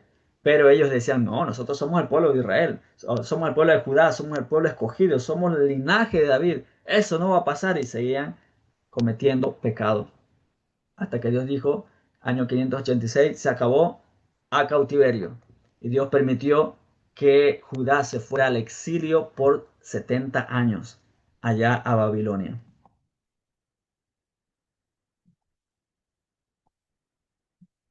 ¿Se acuerdan que acá está Ur? Bueno, desde acá, desde Jerusalén, se llevaron a todo el pueblo hasta Babilonia, cerca de Ur. Allí estaban cautivos, estuvieron cautivos durante 70 años. Dios es un Dios que habla y lo hace. Dios cumplió su promesa. Dijo que lo iba a hacer y lo hizo. Después de 70 años, Dios levantó a diferentes profetas durante ese tiempo. Y tenemos, por ejemplo, profeta Ezequiel, que escribió desde el río Quebar, que está allá por Babilonia. Daniel fue llevado cautivo cuando era jovencito, era uno de los príncipes en Jerusalén y fue llevado siendo jovencito. Estuvo todos esos 70 años y un poco más en Babilonia. Zacarías fue escrito más adelante con el siguiente imperio. Ageo, Malaquías fueron escritos en este siguiente imperio que vamos a ver enseguida. Pero en el imperio babilónico estuvieron Ezequiel y Daniel. Daniel dice que estaba entre el rey y después estaba Daniel. Siempre estuvo en posiciones muy importantes. El libro de Daniel nos habla de eso, ¿no? Que Daniel propuso en su corazón no contaminarse y Dios siempre le tuvo ahí en lugares de privilegio y Dios usó a Daniel para proteger también al pueblo. Quizás el rey por más pagano que fuese, quería hacer algo en contra de los judíos y se daba cuenta, pero Daniel es judío. No, no, cuidan a los judíos no les tocan. Nadie va a hacer nada en contra de los judíos porque Daniel es muy buen gobernante, así que no quiero hacer nada que vaya en contra del pueblo de Daniel. Y cuidaban, los judíos eran muy bien tratados. De hecho, se cree que los judíos aprendieron a ser negociantes porque antes de irse allá a Babilonia eran más ganaderos, pero después de Babilonia aprendieron a ser negociantes, a vender, comprar y todo tipo de negocios. Eh, Comerciantes, esa es la palabra. Y después de 70 años, Dios permitió que ellos regresaran. Dios levantó al imperio persa, voy a alejar un poquito acá, al imperio persa en el año 539 a.C., cayó el imperio babilónico en una sola noche. Llega el imperio persa y entra ahí el famoso rey Ciro. Ciro es el rey de Persia, que él manda que los judíos vuelvan a Jerusalén a adorar a sus dioses. ¿Por qué permitió Ciro? Porque probablemente, digo yo, no dice la Biblia, pero probablemente, porque sabemos que Daniel después de Babilonia quedó como segundo al mando en Persia, imagínate. Era el segundo con un imperio, ahora es el segundo en otro imperio también porque era muy respetado por todo cómo él gobernaba. Probablemente Daniel haya hablado a Ciro y le haya dicho, oye Ciro, ¿sabes que hay uno de nuestros profetas que hace más de 100 años profetizó sobre ti? Sí, dijeron, tú, Ciro, mi pastor, vas a hacer que vuelva a mi pueblo a adorarme en mi casa. Y Ciro dijo, wow, ¿quién es ese Dios que me conoce desde hace tiempo? Así que dijo, bueno, todos los judíos vuelvan a Jerusalén. ¿Cuál fue la dirección que le dio? Edifiquen casa a Jehová. De esto habla el libro de Esdras. Esdras capítulo 1 está hablando acerca de eso. No puse ahí, no anoté allí Esdras, Nehemías, debería estar en esa lista también. Esdras y Nehemías en el tiempo de Persia que se escribió. Y así que el pueblo regresó a Jerusalén a reconstruir. Acá añadamos Esdras y Nehemías también, por favor. Después de Persia, Dios permitió que se levante muchos años después Grecia, el imperio de Grecia. Eh, Pasaron muchas cosas. Ahí en la etapa intertestamentaria, ahí es cuando se escribió el libro, todo el Antiguo Testamento se tradujo al griego, es lo que ya conocemos como la Biblia de los 70 o la Septuaginta, fue escrita en esta época de Grecia. Eh, los 400 años de silencio que conocemos fue en este tiempo un poco del periodo persa y un poco y todo el imperio griego y un poquito del imperio romano.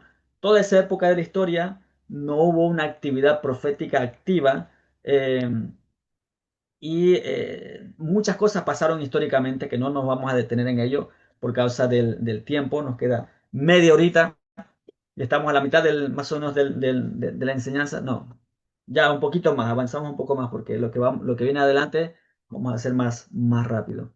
Pero esto es importante. En esta parte de la historia también es cuando nosotros escuchamos acerca de los macabeos. ¿Se acuerdan los macabeos? Que eran un grupo de judíos que se levantó en una revuelta. Muchas cosas sucedieron en este tiempo. No nos vamos a detener allí. Llegamos hasta después de los 400 años de silencio, que no hubo una actividad profética, un ministerio profético activo. Dios dijo, ahora es cuando. ¿Se acuerdan en Génesis 3:15? Voy a mandar a alguien que va a pisar la cabeza de la serpiente. Ahora es cuando. ¿Por qué Jesús llegó en esa época y no llegó antes? ¿En qué época estamos hablando? Estamos hablando en la época del Imperio Romano. Mira, el imperio, acá está Jerusalén. Todo el Imperio Romano abarca muchísimo, es muy grande. Fue un imperio que duró, el imperio que más duró, más años duró. Y una de las cosas muy importantes que vale la pena recalcar es que ellos en el imperio pusieron una ley y esa ley se llamaba Pax Romana, así, P-A-X, Pax Romana, que consistía en que ningún pueblo dentro del imperio puede atacar a otro pueblo dentro del imperio. Si un pueblo, digamos, acá tenemos Éfeso y tenemos Antioquía, si Éfeso ataca a los efesianos, no sé cómo los éfesos atacan a los antioqueños atacan a los de Éfeso, pues va a venir el ejército romano y los va a aniquilar a los dos y no me importa nada. Si se atacan entre ustedes, los dos van a ser eliminados y chao, se acaba el problema. Así que nadie se atacaba entre nadie y eso trajo paz dentro del Imperio Romano. Ellos comenzaron a edificar.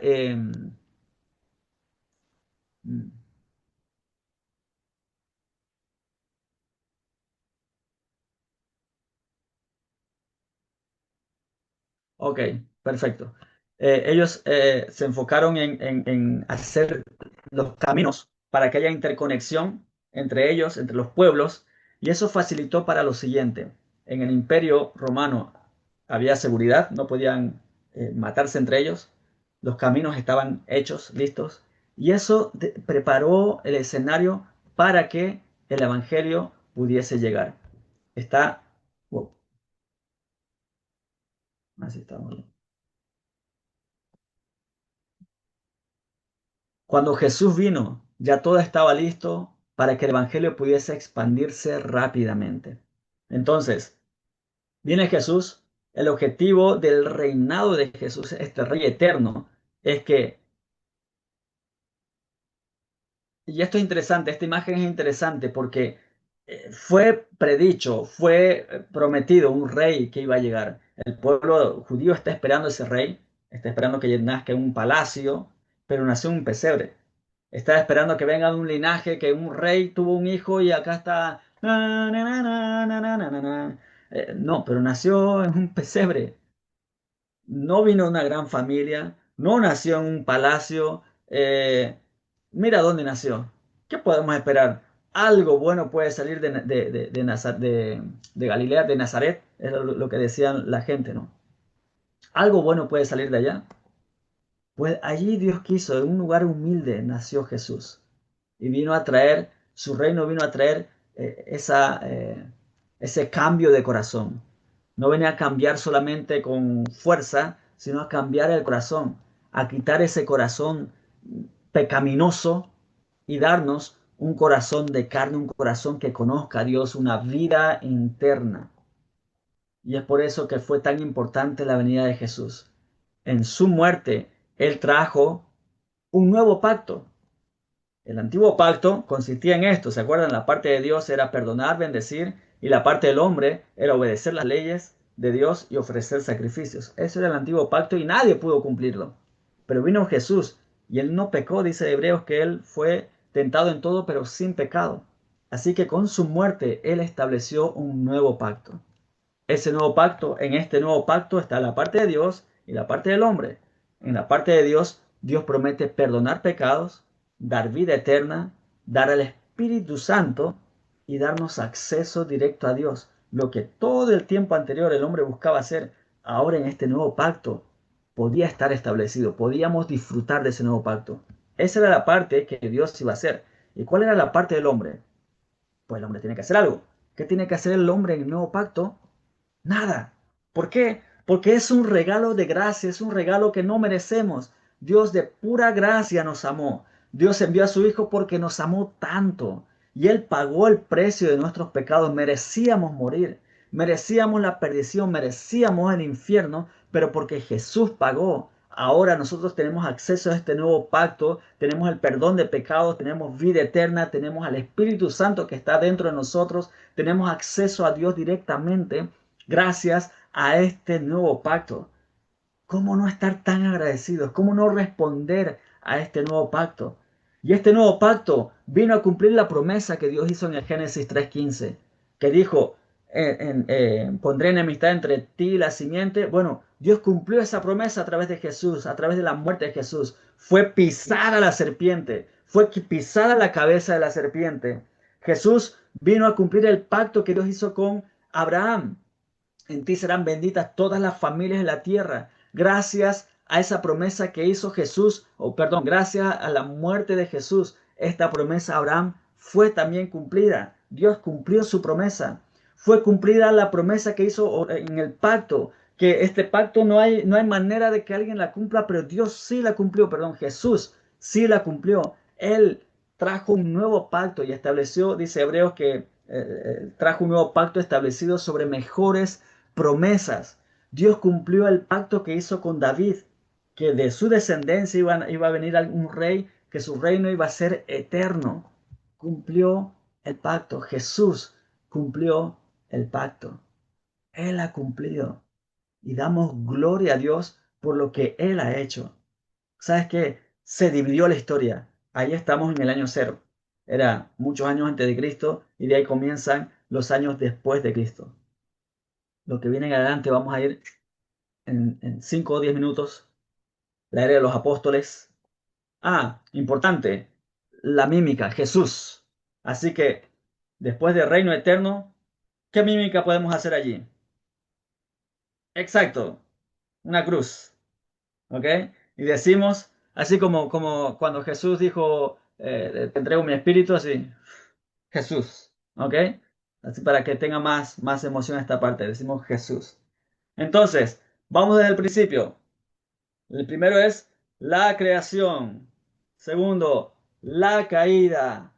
Tercero, promesa de redención. Cuarto, Abraham. Quinto, la ley. Sexto, reino eterno. Séptimo, Jesús. Muy bien.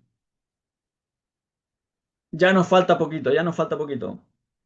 Después de Jesús entramos a la era de los apóstoles. Los discípulos de Jesús fueron los que continuaron, recibieron el poder del Espíritu Santo que vino sobre ellos. Y dice Hechos capítulo 1, capítulo 2, está hablando, el capítulo 2 dice que de repente vino sobre ellos el Espíritu Santo y comenzaron a predicar y mucha gente fue salvada. Comenzaron a predicar en muchas lenguas y la gente entendía lo que ellos decían. Por eso es tan importante el trabajo que ustedes están haciendo es con el Espíritu Santo. Él sabe las lenguas y Él te ayuda en esta traducción. Es el Espíritu de Dios, el Espíritu de las lenguas que viene de Dios. Él es quien te ayuda. Ahí tenemos los apóstoles que continuaron con la iglesia primitiva, establecieron la iglesia en muchísimos lugares. El apóstol Pablo estaba en medio de ellos también. El evangelio se expandió gracias a esta pax romana que podían viajar seguros a diferentes lugares. A pesar de la persecución, porque hubo persecución también, viajaron a muchos lugares y el evangelio se expandió por muchos lugares. Después de esta época de los apóstoles, pues acá este estaba bien cerquita, Espíritu Santo. Debemos hacer una mímica con el Espíritu Santo porque es crucial. Todo lo que viene después del Espíritu Santo fue por medio del Espíritu Santo, no fueron ideas humanas, fue guiado por el Espíritu Santo quien nos iba a enseñar. Así que de Espíritu Santo hacemos una palomita, ¿ok? Y comienza a volar la palomita que vino sobre Jesús y decimos Espíritu Santo que baja acá a tu corazón. Y decimos Espíritu Santo. Muy bien. Allá hay una palomita con una sola ala. Tiene que tener las dos para que baje bien. No, está bien, está bien, está bien. Ok, entonces, vamos al principio, rápidamente. La creación. Segundo, la caída. Tercero, promesa de redención. Cuarto, Abraham. Quinto, la ley. Sexto, reino eterno. Séptimo, Jesús. Y octavo, Espíritu Santo. Muy bien. Ya está, este es el penúltimo, nos falta uno más. Porque después de los apóstoles comenzó el cristianismo primitivo, la iglesia se estableció, se comenzó a expandir por toda Europa, por toda Asia Central. Comenzaron los misioneros, los primeros apóstoles a ir a distintos lugares. El imperio romano cristiano comenzó en el año 312, donde se dijo que el imperio ahora es cristiano, porque Constantino tuvo un sueño y hubo una revelación y él dijo, bueno, ahora sí, a partir de ahora el imperio es cristiano, que ahora todo el mundo es cristiano. Antes había persecución, ahora todos son cristianos. Eso fue aproximadamente hasta el año 590 de nuestra era, porque allí comenzó algo que se conoce en la historia como la era del oscurantismo. ¿Por qué oscurantismo? Y acá me voy a detener, es muy importante con lo que ustedes están haciendo. La era del oscurantismo se le llama así porque durante 1000 años la Biblia fue quitada de las manos de las personas. ¿Y por qué quitaron la Biblia? Porque resulta que en esta parte, más o menos, en el año 590, mucha gente comenzó a traducir la Biblia y muchos comenzaron a enseñar cosas erradas. Y dijo la Iglesia Católica, que ya estaba fuerte, era como al mismo tiempo como político y religioso, dijeron, ¿saben qué? Solamente los clérigos, solamente los curas, los padres son los que pueden tener acceso a la Biblia. Todos los demás quiten, quemen todo porque son unos herejes. Y quemaron toda la Biblia, toda la traducción que se estaba haciendo en ese tiempo fue quemada y los únicos que tenían acceso a la Biblia en latín eran los párrocos, los curas. Y nadie más, nadie más. El hombre común y corriente no tenía acceso a la Biblia durante 1000 años. Lo único que conocían de la Biblia era lo que los clérigos enseñaban en Italia, en latín. Y si no hablaba latín, pues qué pena. Allí es donde comenzaron todas estas cosas de los, tienes que dar penitencias, tienes que pagar para la salvación de los muertos, tienes que, un montón de cosas que se inventaron en la Iglesia Católica para juntar dinero porque querían hacer la Basílica de San Pedro, que tomó muchos años hacerlo, y durante 1000 años toda la tecnología y la innovación se detuvo durante 1000 años, porque la palabra de Dios fue cesada. Cuando no está la palabra de Dios, el lugar entra en una era de oscurantismo. Tristemente, hoy en día en las iglesias hay muchos lugares donde están viviendo una era de oscurantismo, pero no porque les hayan quitado la Biblia, sino porque dejaron la Biblia. Cuando tú no te alimentas de la Biblia, entras en una era de oscurantismo. Necesitamos alimentarnos de la palabra. Y el trabajo que ustedes están haciendo de traducción de la Biblia, están llevando luz en medio del oscurantismo. Cuando volvió la gente a recibir la palabra, la Biblia en su propia lengua, comenzó esto a través de las reformas. Ahí tenemos la reforma en 1517 con Martín Lutero, que comenzó a decir, no, la Biblia debe ser, se explica por sí misma, la Biblia es inspirada por Dios y comenzaron las traducciones nuevamente, la persecución también, pero estas traducciones generó un avivamiento que no hubo hasta ese tiempo en la iglesia, comenzaron muchas nuevas iglesias, muchísimos misioneros y llegamos. A ver, ¿a quién tenemos acá? Ah, está Martín Lutero, año 1517. Él es el que comenzó toda esta revolución de que la Biblia es la palabra de Dios y no es la palabra del Papa, no es más importante que la palabra de Dios. Y hubo toda una revuelta allí que finalmente desató un avivamiento y nuevamente la Biblia nuevamente se comenzó a traducir y porque se comenzó a traducir la Biblia, llegó nuevamente tecnología, nuevas cosas, se comenzaron a crear nuevas innovaciones, nuevas cosas, porque la Biblia trae creatividad, la Biblia trae un despertar, el espíritu co-creativo con Dios. Eso produce la palabra de Dios. Si tú comienzas a revisar en la historia, los grandes descubrimientos lo hicieron hombres de Dios. La imprenta, la luz, la electricidad, bueno, la electricidad, los mismos automóviles, los barcos, Cristóbal Colón era cristiano. Los grandes descubrimientos fueron hechos por hombres que estudiaban la Biblia.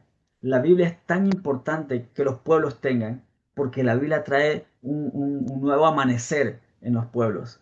Después de estas reformas comenzaron las misiones cristianas a evangelizar por todo el mundo y nos encontramos hasta ahora haciendo esta tarea. Juventud con una misión es parte de esto y lo único que nos falta es la segunda venida. Lo único que nos falta es que Cristo vuelva como Él prometió. Él se fue, pero dijo que va a volver. Y lo único que sabemos es que Él va a volver. No sabemos cuándo va a volver. Lo que sí sabemos es que tenemos que estar orando. Tenemos que estar orando. Tenemos que estar predicando. Que la gente no se pierda, que la gente sea salva. Necesitamos leer la Biblia, alimentarnos, compartir con otros nuestra fe hasta que Cristo vuelva. No sabemos el día y la hora, no sabemos en qué momento, pero debemos predicar hasta que Cristo vuelva. Seguir con esto de la traducción hasta que Cristo vuelva. Esta imagen nos muestra un poquito de toda la historia, qué es lo que sucedió. Estaba la creación perfecta hasta que vino la caída, entró el pecado y entramos en algo que llamamos la mala era presente, donde el pecado está dominando. La ley establecida por Dios ayudaba a redimirse un poquito, pero no era suficiente. Pero vino Jesús y él trajo el reino de los cielos y eso comenzó a tener una lucha del reino de los cielos con el pecado, y a esto llamamos la era de tensión, que aún hasta ahora seguimos. Por eso yo quiero hacer lo bueno, pero al mismo tiempo lucho con lo malo. Estamos en esa lucha constante, pero cuando Cristo vuelva, todo el pecado va a ser destruido y el reino de los cielos va a ser establecido por completo. A eso llamamos la era venidera. Estamos esperando, añoramos que eso suceda. Apocalipsis termina diciendo, el Espíritu y la novia dicen, ven Señor Jesús, ven Señor.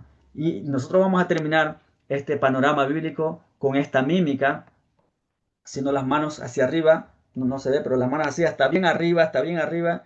Decimos, ven Señor Jesús. ¿Ok? Ven Señor Jesús, como clamando, la iglesia clamando, ven Señor Jesús. ¿Ven?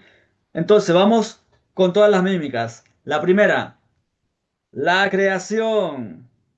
Ok, quiero que enciendan sus micrófonos porque acá estamos terminando. Enciendan sus micrófonos para escucharnos. El Héctor que enciende su cámara también. Queremos verlo. También. Diana Y también. decimos todos a la voz de tres. Una, dos, tres. La La creación, creación. La la caída, promesa de redención. promesa de Promesa de redención. redención. Cuarto, Abraham. Abraham. Quinto, la ley. La ley. La ley. Reino. Reino Reino Unido. unido. Ah, No. no. Eterno. Jesús. Octavo, El Espíritu Santo. bueno, ven Señor Ven, Jesús. Señor Ven, Jesús. Señor Jesús. Aleluya. Un Aleluya. fuerte aplauso para ustedes. Mm. Estamos esperando esto y nuestro trabajo no debe parar. El trabajo que están haciendo no debe parar. Así que esto fue el panorama bíblico resumido. Eso fue una maratónica, pero gloria a Dios. Si tienen preguntas, estos 10 minutos tomemos para preguntas, por favor. Maestro, muchísimas gracias por su tiempo. Lo apreciamos mucho. Podemos tomar uno o dos comentarios nada más para si alguien quiere hacer o una pregunta o un comentario.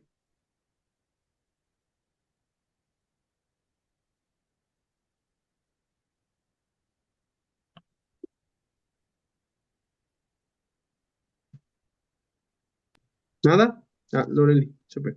Sí, solo quería decir gracias. Es difícil de poner en palabras lo que estoy procesando, pero es muy bueno Mm, poder tener esas dinámicas, especialmente que cuando estamos trabajando con esto de OMT, como me pongo en la posición de ya estando en la comunidad, ya estás platicando con las personas, con las tortillas, y es algo fácil que puedes como enseñar con los niños, como fue muy bueno. Muchas gracias por enseñarnos y tomarte el tiempo. La verdad me siento como llena de herramientas hoy otra vez. Y creo que también estuvo muy lindo, como a veces damos por sentada la información, como sí, ya leímos la Biblia y como en nuestra cabeza tal vez está todo, pero hoy día como revisar todo en la línea de tiempo y que muchas cosas nosotros estamos tomando apuntes porque tal vez muchas cosas se nos escapan. Entonces, le ujú. decía a Loreli, qué lindo saber que en esa línea de tiempo nosotros somos parte de esa historia ahora también. Y eso es como nos llena de gozo, alegría, pero también nos motiva de saber que estamos haciendo estamos en el lugar correcto haciendo lo correcto. Ujú. Entonces, muchas gracias, de verdad, muchas gracias por el tiempo y por la enseñanza. Estuvo muy bueno. Ujú. Con mucho gusto, un placer. ¿Un comentario más, chicos? ¿Alguien?